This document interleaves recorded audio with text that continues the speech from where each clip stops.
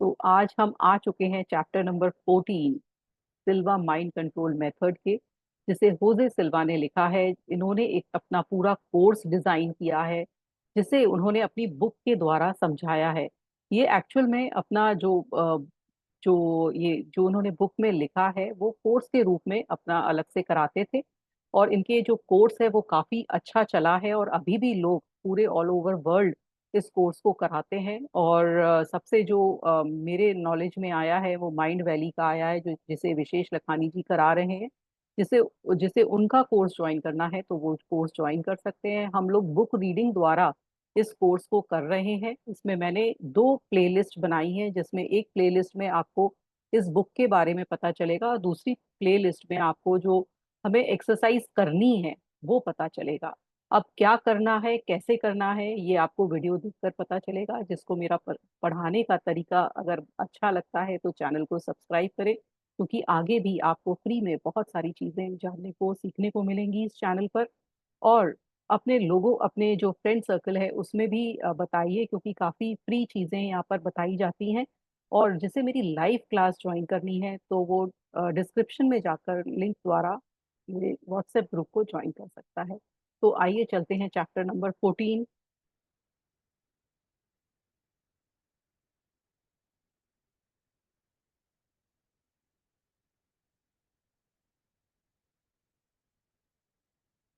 How to help others with mind control. अभी तक हमने क्या पढ़ा है कि हम दूसरे की जो बॉडी में कैसे उसकी बॉडी को स्कैन कर सकते हैं, जो हमने ईएसपी, एक्स्ट्रा सेंसरी पावर, यानी कि उन्होंने जो होजे सिल्वा ने इसका नाम दिया है इफेक्टिव सेंसरी पावर, कि कैसे हम अपनी सारी सेंसेस को खोल कर पहचान कर किसी की बॉडी को स्कैन कर सकते हैं, जिसका सिर्फ हमें नाम पता और लोकेशन, नाम लोकेशन और उसकी एज पता है। उससे हम कैसे उसकी बॉडी को स्कैन करके उसके अंदर क्या क्या परेशानियां हैं, क्या क्या इलनेस है, वो हम निकाल सकते हैं। तो ऐसे ही जब ये बोल रहे हैं कि अगर आप अपनी उनकी परेशानियां जान सकते हैं तो क्यों ना उनको हील भी कर सकते हैं। क्योंकि जब आपने एनर्जी किसी को फाइंड आउट करने में लगा दी तो हमारी एनर्जी उधर गई है, कि हम चाहते हैं कि वो कहीं से कहीं हमें उनकी जब बीमारी पता चल गई है तो इनकी हीलिंग भी हम उसके द्वारा जो अपनी एनर्जी पास करी है उससे कर सकते हैं। तो वो बोल रहे हैं कि जब हमारी इंटेंशन किसी की बीमारी ढूंढने में लग गई है तो हम अपनी इंटेंशन उसकी जो हीलिंग है, साइकिक हीलिंग अपने द्वारा वो भी कर सकते हैं। अब वो बोल रहे हैं कि ये टेक्निक बहुत इजी है ना। इसको अब तो बहुत इजी वे में कर सकते हैं, जिसमें आप विजुलाइज कर सकते हैं, मेडिटेट कर सकते हैं। लेकिन उन्होंने इस टेक्निक को जब शुरू किया था तब उनको ये टेक्निक पता नहीं थी। उनको सिंपल ये पता था कि हम एक साइकिक हीलर बन सकते हैं, लेकिन उसका रियलिटी में क्या होता है वो उनको नहीं पता था। तो उन्होंने क्या किया था कि एक बार उनको एक प्रीस्ट थे जो जिस चर्च में वो जाया करते थे, तो उनकी प्रीस्ट को नी में प्रॉब्लम हो गई थी, नी में चैलेंज आ गया था। वो नीचे जब झुककर बैठते थे, उनके चर्च में नील डाउन करना होता है तो वो नहीं कर पाते थे। तो वहाँ के जो बड़े लोग थे उन्होंने कहा था कि आप नील डाउन मत करिए, पर उन्हें बहुत गिल्टी फीलिंग होती थी कि वो नील डाउन नहीं कर पाते हैं। तो जब होजे सिल्वा ने उनको ऐसा देखा 1959 में, तो उन्होंने सोचा कि क्यों ना प्रीस्ट की नी की हीलिंग की जाए। और वो उनसे मिलते हैं, प्रीस्ट से, और वो कहते हैं कि मैं आपकी हेल्प कर सकता हूँ। तो प्रीस्ट को समझ में नहीं आता, क्योंकि वो बोलते हैं कि मैं जो पास्ट 12 ईयर्स से पैरासाइकोलॉजी पढ़ रहा हूँ। तो वो बोलते हैं पैरासाइकोलॉजी, तो प्रीस्ट को समझ में नहीं आता कि पैरासाइकोलॉजी क्या होती है। और वो बोलते हैं कि पैरासाइकोलॉजी से काफी लोगों को मदद मिली है, और मैं आपकी मदद कर सकता हूँ। तो वो पहले तो मानते नहीं है प्रीस्ट और उनको मना कर देते हैं। फिर दूसरी बार क्या होता है कि प्रीस्ट उन्हें बुलाते हैं और कहते हैं कि हाँ मेरे पास, क्योंकि आपने बताया था कि पैरासाइकोलॉजी कोई चीज होती है, तो मेरे पास ऐसी एक बुक आई है पैरासाइकोलॉजी से, तो मुझे आप पर विश्वास हो रहा है, तो आप चलिए मेरी हीलिंग शुरू करिए। तो जो प्रीस्ट का हाथ पकड़ते हैं होजे सिल्वा, और उनसे बात करते हैं। और उनको बात करते करते फिर कहते हैं अच्छा ठीक है अब मैं चलता हूँ। तो बोलते हैं आप अपनी हीलिंग कब शुरू करेंगे? तो बोले वो तो मेरी शुरू हो चुकी है। फिर वो अपने घर आते हैं और अपने बैठकर उस प्रीस्ट की जैसे उनकी बॉडी है उसको विजुलाइज करते हैं, उनका दिमाग में रखते हैं कि क्या क्या कैसे वो लगते हैं, क्या उनके कहाँ कहाँ एलिमेंट हो सकती है। तो वो बैठकर अपने घर में इस तरह से करते हैं, और फिर प्रीस्ट से जाकर मिलते हैं, और इस तरह से वो डेली करने लगते हैं। और उसके बाद फिर प्रीस्ट का एक बार फोन आता है, और वो कहते हैं कि उन्हें बहुत अच्छा लग रहा है, उनका जो भी परेशानी है जो भी नीम है वो बिल्कुल चली गई है। और इतना ज्यादा चेंज है कि अब वो जमीन में बैठ के अपनी प्रेयर वगैरह सब कर सकते हैं। तो उनको इतना अच्छा लगता है प्रीस्ट को, और वो बहुत ज्यादा प्रेज करते हैं। और इससे मतलब जो होजे सिल्वा हैं उनको भी बहुत कॉन्फिडेंस आता है कि वो बहुत अच्छी अब हीलिंग कर सकते हैं। और फिर उन्होंने कहा कि जब मेरे पास बहुत ज्यादा मेथोडोलॉजी नहीं थी ना, मुझे बहुत ज्यादा पता था, लेकिन फिर भी मैं हीलिंग कर पाया। लेकिन अभी मैं आपको बहुत सारी चीजें सिखा रहा हूँ। मैंने बहुत सारी अच्छी तरह से ना सीख कर भी मैंने हीलिंग कर दी, तो मैं आपको अब अच्छी तरह से ये बताता हूँ कि कैसे हम इस हीलिंग को कर सकते हैं, जो कि पहले मैंने सिर्फ थोड़ा बहुत जानकर भी हीलिंग मैंने पहुंचा दी थी। अब कई लोग बोलेंगे कि कई जो हीलिंग है कि सिर्फ हम जो लोग हमारे आसपास हैं उनको ही पहुंचा सकते हैं। नहीं, वो बोलते हैं कि हीलिंग हम यहाँ बैठ के, अगर कोई अमेरिका यूएस में है या कोई मतलब बिल्कुल ही हमसे हजारों किलोमीटर दूर है, तो हम उसको भी हीलिंग पहुंचा सकते हैं। ऐसा नहीं है कि सिर्फ अपने पास में बैठे ही, जैसे उन्होंने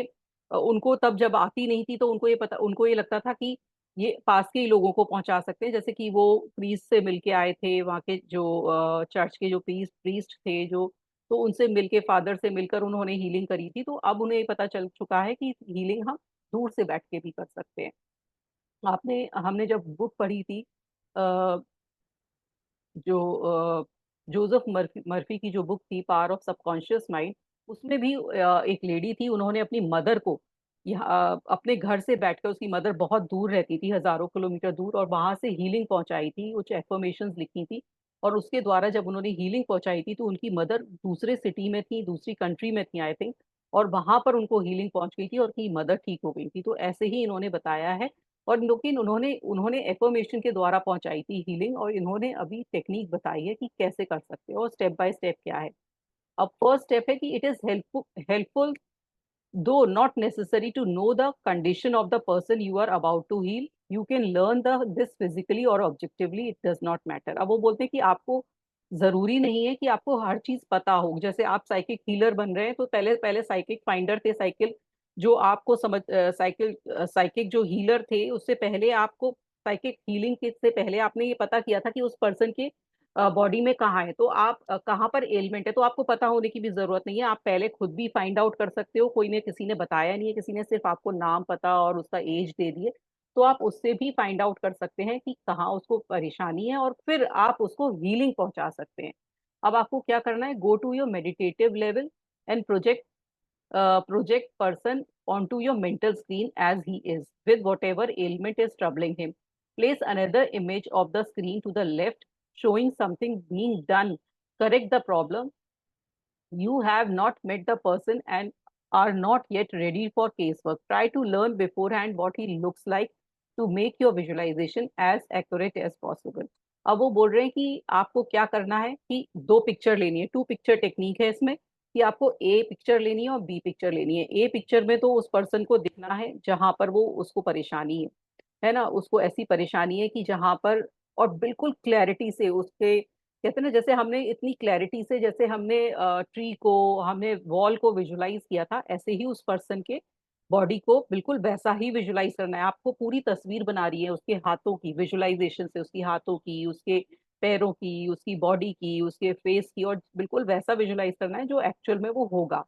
now project on to the screen still farther left, a vivid image of a person in perfect health, filled with energy and optimism. अब एक ए पिक्चर में तो आपको अभी जो पर्सन है जैसा है वैसी विजुलाइज करनी है, और फिर बी पिक्चर में आपको वैसी पिक्चर विजुलाइज करनी है जैसा आप चाहते हैं, जैसा वो ठीक हो गया है, वो क्या क्या कर रहा है, वो भी आपको फिर बहुत डिस्क्रिप्टिव वे में विजुलाइज करना है। In deep meditation, you are acutely receptive to what you say to yourself. This particular moment is crucial to developing a conviction that the happy image you now have of the person is real one, not that is becoming real or that will be real. अब आपको believe करना है कि वो actual में अभी person ऐसा हो गया है, होगा नहीं या होने वाला नहीं है, बस हो गया है। आपको वो इमेजिन करना है। मान लीजिए एक पर्सन है जो कि उसके कुछ पैरों में तकलीफ है मान लीजिए, और वो सिर्फ बैठा रहता है, तो आपको फिर विजुलाइज करना है कि वो भाग रहा है, वो खेल रहा है, वो पहाड़ पे चढ़ रहा है, वो ड्राइविंग कर रहा है, वो कूद रहा है। तो मतलब आपको इतना ज्यादा विजुलाइज करना है कि वो अभी हो गया है, अभी होने वाला नहीं है कि आप सोच रहे हैं कि वो मेडिसिन ले रहा है, उसकी मालिश हो रही है, ये सब नहीं, मतलब एक्चुअल में वो हो गया है। Now that is becoming real और that is be real but that is real. मतलब वो बिल्कुल रियलिटी से आपको इमेजिन करना है present tense. The reason for this is that at meditative level at alpha and theta your mind is in league with causes. At beta it deals with more with result। अब वो बोल रहे हैं कि आपका जो बीटा लेवल है वो रिजल्ट देखता है, उसको पता है कि ये हो गया है। और अल्फा में अभी आप कुछ भी इमेजिन कर सकते हो। By visualizing with conviction in alpha and theta you are causing never mind what you see to be doing time by substituting is for will be. और आप अपने जब मेडिटेटिव मतलब अल्फा लेवल में आप चले गए हो, जब उनीदी वाली स्टेट में चले गए हो, तो आप एक्चुअल में जो चाहते हो जब वो इमेजिन करोगे तो आपके माइंड को वो सिग्नल मिलता है और यूनिवर्स को वो सिग्नल मिलता है कि ऐसा एक्चुअल में हो गया है। बीटा में तो आपको दिख रहा है, आप अभी कॉन्शियस स्टेट में हो तो आपको ये दिख रहा है कि अभी नहीं हुआ है, उसकी हीलिंग नहीं हुई है। लेकिन आप अपने जब अनकॉन्शियस लेवल मतलब जब आप उस लेवल थीटा में और उसमें होते हो तब आपको ऐसा लग रहा होता है कि ये चीज हो रही है तो वो होने लगती है। तो आपको इस तरह से इमेजिन करना है, लेकिन आपको इज में करना है। वो होगा नहीं, वो हो चुका है। Time is something else at this level, visualize the result you want as being already achieve.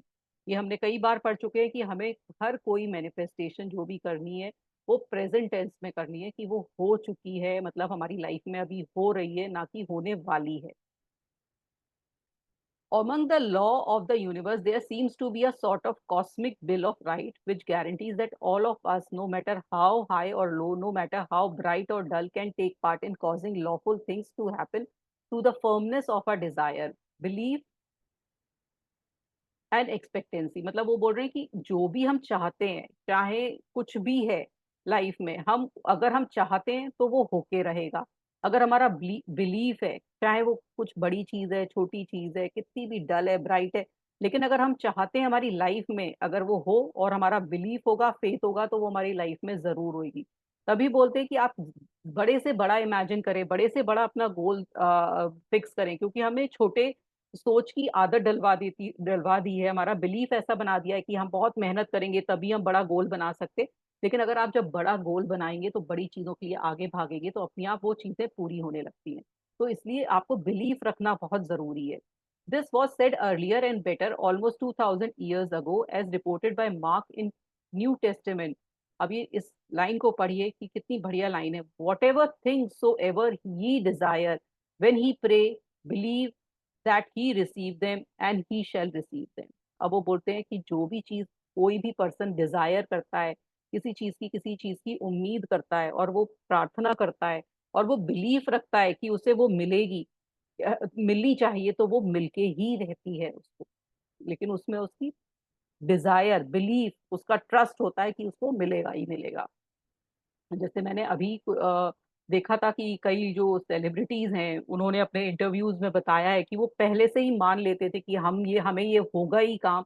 तो उनके साथ ये हुआ है, क्योंकि वो उनका इतना, आप जैसे इलॉन मस्क को देखिए कि वो बोलता है कि वो मार्स पे जाके दिखाएगा, वो सब चीज मार्स पे भी पॉसिबल करेगा, तो उसका बिलीफ ही तो है। आधे लोग बोलेंगे ये पागल है। तो जो लोग पागल होते हैं, जिनको पागल करार दे दिया जाता है, जो ऐसे पागलपने की बातें करते हैं, वो ही ऐसे चीजें लेकर आते हैं कि इन्वेंशंस कर देते हैं। जो चीज हमने सोची नहीं होती है वो हमारे लाइफ में आ गई है। जैसे कि ये लैपटॉप है, तो लैपटॉप का भी किसी का बिलीव था कि हमें कोई ऐसी चीज मिलेगी जहां पर हम बैठ के वर्क कर सकते हैं, तो ये बिलीव था जो कि उसका पूरा हो गया। तो जब हम बिलीव रखते हैं, ट्रस्ट रखते हैं, तो वो चीज पूरी जरूर होती है, चाहे कितनी भी मुश्किल हो। While you visualize this person in perfect health, there will come an instance, a very pleasant one, when you know that you have done enough. It is pleasant because it is a feeling of accomplishment. Count yourself out to beta 1 to 5। अब जब आपको लगेगा कि आपने healing कर दी है तो आपको एक बहुत अच्छा सा फीलिंग आने लगेगी। तभी आप समझ लीजिएगा कि उस पर्सन को हमने हीलिंग पहुंचा दी है। और फिर आप जो हमारी 1 to 5 की टेक्निक से अल्फा से बाहर आ सकते हैं। The more you practice this technique, the more beautiful coincidence will occur and more firm will be your belief। जब आप इस प्रैक्टिस करने लगेंगे तो आपको बहुत अच्छा लगने लगेगा, आपको बहुत अच्छे अच्छे रिजल्ट मिलने लगेंगे, लोग हील होने लगेंगे, तो आपका कॉन्फिडेंस बढ़ता ही जाएगा। which in turn will produce even more beautiful coincidence। as soon as you learn to use your mental screen, you can begin to spark this chain reaction. और जब आप अपनी मेंटल स्क्रीन को यूज करने लगेंगे ये टू पिक्चर टेक्निक को, कि एक पिक्चर में आपने एलिमेंट देखा और एक पिक्चर में आपने बिल्कुल ठीक पर्सन देखा, तो आपको अपने ऊपर बिलीव होने लगेगा। और जब आप करने लगेंगे तो फिर बार बार आपका करने का भी मन करेगा कि मैं और लोगों को हीलिंग पहुंचाऊं, क्योंकि मैं आप पहुंचाने लग रहा हूँ। और फिर आपको और लोग मिलने भी लगेंगे जो हीलिंग चाहेंगे और आप उनको हील करने लगोगे। While the technique of faith and psychic healing may be different, I believe their principle and result are the same. Rituals of faith healing differ from one culture to another, but they have the same twofold effect: to induce a deeper level of mind and to buttress the belief and expectation. अब वो बोल रहे हैं कि हर faith में, हर religion में healing, मतलब साधु संत होते हैं वो भी हीलिंग पहुंचाते हैं, हर हर रिलीजन में होते हैं, हमारे क्रिश्चियनिटी में भी होते हैं, हमारे सिखिज्म में भी होते हैं, मुस्लिम्स में भी होते हैं, जो कि पीर फकीर होते हैं जो हमें हीलिंग देते हैं। तो हर हर रिलीजन का अलग अलग तरीका है हीलिंग पहुंचाने का, उनकी तरीके अलग अलग हैं। तो लेकिन सबका एक ही तरीका मेन कॉमन है कि वो मेडिटेटिव लेवल पर जाते हैं, और तभी और उनको बिलीफ होता है और उनको अच्छे आउटकम की एक्सपेक्टेशन होती है, इसलिए वो ये सब कुछ कर पाते हैं। हम लोग यही बिलीव करते रहते हैं कि जो साधु संत हैं उन्हीं के पास ये पावर है, पर ये हर किसी के पास पावर है। हर कोई हीलर बन सकता है अगर वो अपनी अपनी हीलिंग दूसरे को पहुंचा सकता है। कई लोग बोलते हैं कि हीलिंग किसी को पहुंचाना अपने अंदर बैड एनर्जी लेकर आना है, पर ऐसा नहीं है। कोई भी प्योर काम के लिए, कोई भी अच्छे काम के लिए आप चलोगे तो उसकी कोई बैड एनर्जी आप तक नहीं आती है। Many healer use methods which exhaust them. They are drained of energy and sometimes lose weight in single sitting. This is not necessary. अब वो बोलते हैं कि कई लोग ऐसे होते हैं, वो कहते हैं कि हमारा वेट लॉस हो गया, हम एग्जॉस्ट हो गए, पर ऐसा जरूरी नहीं है। In fact mind control method have the opposite effect. Once we sense that feeling of accomplishment we experience a lift, not a subtle one, it is quite strong and we do awaking feeling better than before। अब वो बोल रहे हैं लेकिन क्योंकि कई लोग बोलते हैं कि हम दूसरे को हीलिंग पहुंचा के हम ड्रेन्ड ऑफ हो गए हैं, हमारी एनर्जी सब चली गई है, पर वो बोलते हैं अगर माइंड कंट्रोल वाले मेथड से आपने ये हीलिंग पहुंचाई तो आपको और अच्छा लगेगा, बल्कि आपको एक लिफ्ट मिलेगा, आपको बहुत खुशी होगी, और उससे आपको पहले से बेटर लगेगा। जैसे हम उस 1 to 5 में बोलते हैं फीलिंग बेटर देन बिफोर, तो उस तरह से होने लगेगा। Healing others we find is good for the healer. और वो बोल रहे हैं अगर कोई हीलर है जो साइकिक हीलर बन गया है, तो उसके लिए हीलिंग दूसरों को पहुंचाना ये बहुत अच्छा कार्य है। तो ये मिथ हटा दीजिए, जो मिथ है कि हम दूसरों को हीलिंग पहुंचा के अपनी एनर्जी को ड्रेन कर सकते हैं। Many healing believe that they cannot heal themselves. Some feel that if they even try this, they will lose their power. When we have proved this to be untrue, अब कई लोग बोलते हैं कि अपने को हीलिंग नहीं दे सकते हैं। कई कई हमें बिलीफ दे दिए गए हैं कि अपने को हीलिंग मत दीजिए, हम दूसरों को ही दे सकते हैं, पर वो बोलते हैं कि ऐसी, क्योंकि हमारी पावर खो जाएगी अगर हम अपने को हीलिंग देंगे, पर वो बोल रहे हैं कि ऐसा भी नहीं है। Many also believe that there must be a presence of the person they are healing for the laying of the hands। अब वो बोल रहे हैं कि कई लोग ऐसा बोलते हैं कि हमें हमारे सामने वो पर्सन होना चाहिए जिसके हाथ को पकड़कर हम हीलिंग पहुंचा पहुंचा सकें। और those of us who are not licensed physician or officials of recognized churches, this is illegal। More important in terms of larger law, it is unnecessary absent healing works। और वो बोल रहे हैं कि ऐसा कुछ नहीं है, अगर हमारे सामने वो पर्सन नहीं है तो भी हीलिंग कर सकते हैं हम। In discussing this is mind control classes we often cue the case of the centurion servant. अब वो बताते हैं कि हम अपनी माइंड कंट्रोल क्लासेस में क्राइस्ट का केस बताते हैं, जिसमें क्राइस्ट ने अपने सर्वेंट को, जो कि वहां प्रेजेंट नहीं था, उसको हीलिंग पहुंचाई थी और वो पर्सन हील हो गया था।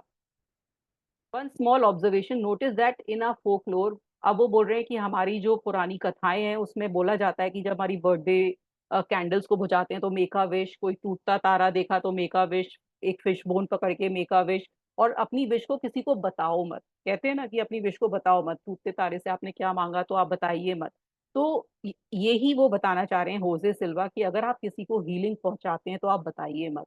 आप लोगों को मत बताइए कि मैंने इसको हीलिंग पहुंचाई, इसको हीलिंग पहुंचाई। अब वो नहीं कहते कि, वो ये बोलते कि क्योंकि हम जब अपनी एनर्जी को डिस्ट्रीब्यूट करते हैं तो वो जल्दी खत्म हो जाती है, तो इसलिए आप ज्यादा उसको, उसका कहते हैं ना, गुणगान मत गाइए कि मैंने इसको हीलिंग पहुंचाई, उसको हीलिंग पहुंचाई। आप चुप रहिए, अपनी एनर्जी को वेस्ट मत करिए, बस आप हीलिंग पहुंचाते रहिए। When Christ said one of his said after one of his healings, seek that no man knows of it। अब क्राइस्ट ने जैसे कहा था कि अगर आप, मैंने हीलिंग पहुंचाई है तो मैं किसी को बताना नहीं चाहूंगा कि मैंने हीलिंग पहुंचाई है।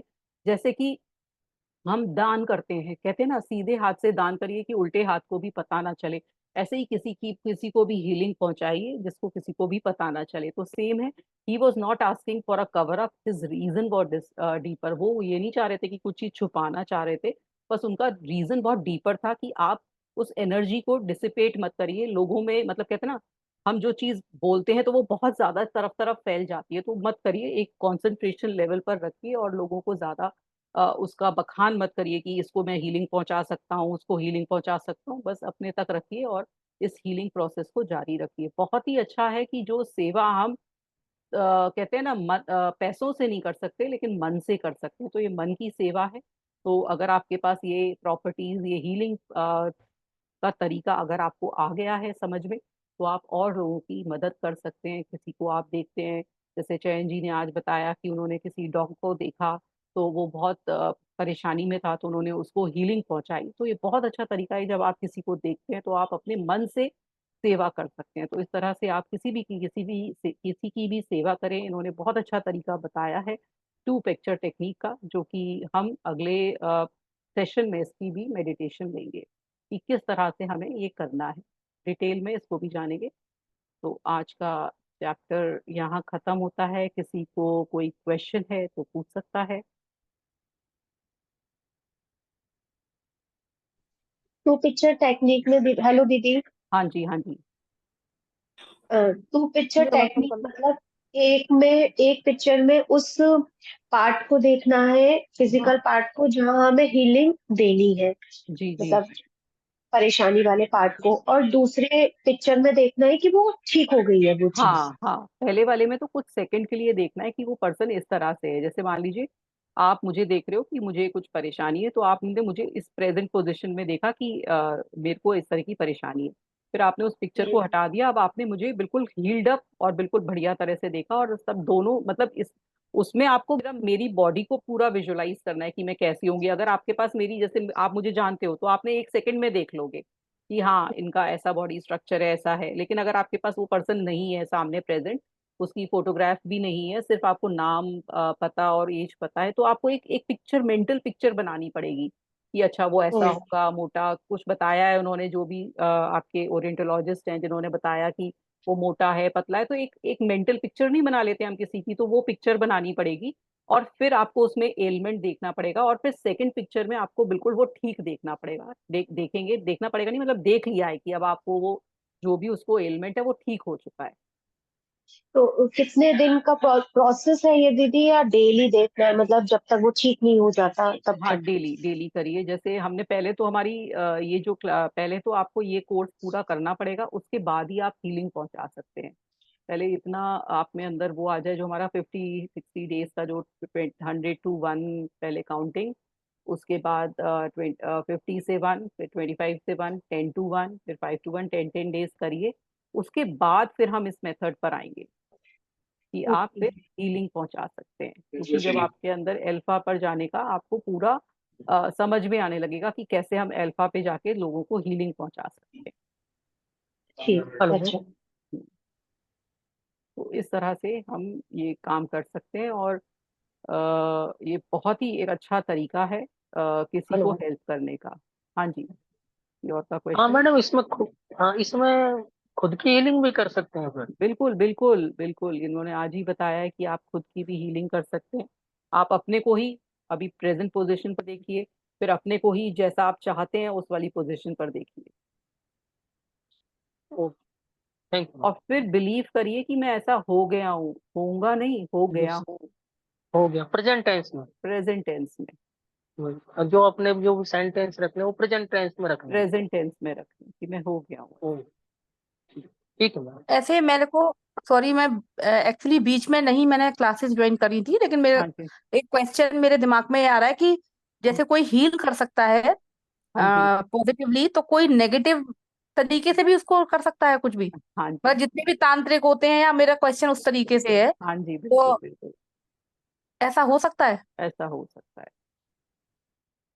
ऐसा हो सकता है। और पर मेडिटेशन पे नहीं होगा, क्योंकि अल्फा स्टेज सिर्फ मतलब गुड स्टेज के लिए, जैसे आपका एंगर, नहीं नहीं, जेलसी, आप हेट्रेड। चयन जी क्वेश्चन नहीं समझे। ये उन लोगों को नहीं कह रही है, ये बोल रही है कि ऐसे एक जनरल क्वेश्चन पूछ रही है अच्छा अच्छा, क्या समझ गया। तांत्रिक लोग कर सकते हैं ऐसा? अब आप हाँ बताइए। हाँ, ये तो दीदी आपने जो बताया वही एग्री करता हूँ। है ना, जो तांत्रिक लोग यही करते हैं। लेकिन सिल्वा मेडिटेशन ये कहती है कि अगर आपने इस तरह का गलत काम किया तो आप अल्फा में नहीं जाएंगे। है ना। तो हमारे लिए ये नहीं है जो हम इस कोर्स में कर रहे हैं, हम बहुत प्योरिटी से आगे चल रहे हैं। लेकिन हाँ, क्योंकि ब्लैक मैजिक है और उसका प्रूफ भी है कि ऐसा करते हैं लोग, और वो अपनी अपनी साइकिक पावर का गलत यूज कर रहे हैं। गलत यूज नहीं करना चाहिए, ये बहुत गलत है, एज साइंस बहुत गलत है, एज ह्यूमैनिटी बहुत गलत है। तो अब जैसा, अब हम किसी को कुछ नहीं बोल सकते हैं, उसकी अपनी पर्सनल थिंकिंग ऐसी है कि वो ब्लैक मैजिक करते हैं तो ऐसा होता है, लेकिन ब्लैक मैजिक वो तो करता दीदी होता है। वो लोग उनका अलग अलग मंत्रा हाँ। होता है। हाँ। हम मंत्रा का एनर्जी जो होता है उसी को इस्तेमाल करता है, नहीं वो नहीं नहीं पूरा नहीं नहीं, ये नहीं बोल रहे हैं चैन जी, आप समझिए, क्वेश्चन समझिए। वो अब कोई तांत्रिक है, अगर वो इस तरह की प्रैक्टिस करना चाहता है तो हम उसको कुछ नहीं कह सकते ना, उनका हाँ, अपना वो विल है। तो उसका विल है। हाँ। वो उसका विल है। लेकिन हम ये प्रैक्टिस, अगर हम ये कोर्स सीख रहे हैं तो हम ये प्रैक्टिस नहीं करेंगे, इसका हम वचन लेते हैं।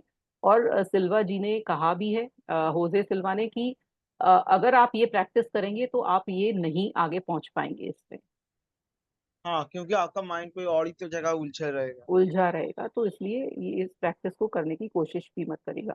उनका एक वार्निंग है बार बार। क्यों वो वार्न कर रहे हैं? क्योंकि लोग बार जब भी मेडिटेशन करते हैं, क्योंकि मैंने बहुत सारे लोगों को से सुना है कि वो इस तरफ जाने लगते हैं, वो इस तरफ हम्म जाने लगते हैं, क्योंकि वो सोचते हैं कि हम बहुत ऐसे इंसान बन गए कि हम दूसरों के माइंड को पढ़ने लगेंगे, दूसरों के दिमाग को देखते हैं, चलिए मेरी मम्मी क्या सोच रही होंगी, मेरा हस्बैंड क्या सोच रहा होगा, चलिए मैं उनके दिमाग में घुसता हूँ। तो वो क्या होता है ना, एक बट नेचुरल हमारे अंदर का एक, वो कहते हैं ना, एक अंदर से एक इच्छा होती है कि हम जाने। तो वो हम बंद करने लगते हैं गलत काम ना, तो हमें उस चीज से हटना है, हमें गलत काम नहीं करना है। हम्म इसलिए वो बार बार वार्निंग दे रहे हैं, क्योंकि हमारा, कहते हैं ना, हमारी ह्यूमन साइकोलॉजी है कि इस तरह की चीजें हमें खुराफात लगती है कि चलो खुराफात करते हैं। प्राउड फील करेंगे कि अरे हाँ मैं तो हाँ इसके हाँ। मन की बात जान लेता हूँ, हाँ, क्यूरियोसिटी बढ़ने क्यूरोसिटी लगती है, है। खुराफात करने का मन करता है, चलिए देखते हैं क्या होता है। तो वो चीज उन्होंने मना करी है कि ये मत करिए। अगर हम्म आप ऐसा करेंगे तो अल्फा लेवल से आप हट जाएंगे। हम्म इसीलिए वो बार बार वार्न कर रहे हैं कि जिससे कि आपको पहले से ही आगाह कर दे, डरा दे, क्योंकि मोस्टली लोग यही प्रैक्टिस करते हैं। हम्म तो इसलिए ये इसलिए उन्होंने बार बार मना किया है, क्योंकि अगर आप देखेंगे ना, जैसे मैं स्टॉप करती हूँ, एक जनरल डिस्कशन